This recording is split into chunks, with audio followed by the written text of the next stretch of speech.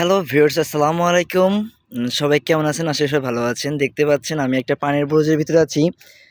তো এখানে পান চাষীদের নিয়ে আমি কিছু কথা বলতে চাই। যারা পান চাষী আছে, যে সকল ভাইয়েরা, তাদের কিন্তু এখন করুণ অবস্থা। পান চাষী এখন আকাশে মেঘ, এখন বর্ষার সময়। তো এই গাছ লাগাতে গেলে কিন্তু অনেক কষ্ট হচ্ছে। মানে এই গাছটা আমি শুরু করছি ওই মাসের মনে হয় কিছু না হলে 10 থেকে 15 দিন আগে শুরু করছি। তো সে গাছ কালকে নামানো শেষ হয়েছে। আজকে কালকে লাগানো শেষ হয়েছে। তো এখন এই জোন দিয়ে বা কাজ করতে গেলে পান চাষীদের এখন প্রচুর পরিমাণ কষ্ট। কারণ একটা জোনের দাম এখন 500, 600 টাকা। তো সেখানে একটা আজান দিতে দিতে চলে যায় সব। আর ওরা তো থাকে না এখন। আর এই যে এখন জোনেরই সবথেকে শান্তি বেশি।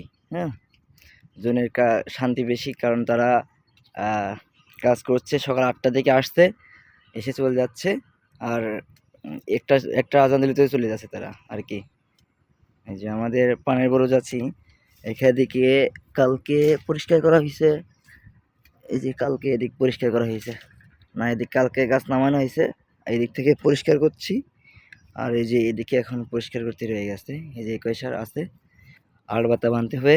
এখন অনেক কাজ এই বরজের, তাতে নেই পানের দাম। সব দিক থেকে মনে হচ্ছে কৃষকরা নাজেহাল। এই হলো যে পরিবেশ বরজের ভিতরে। এই যে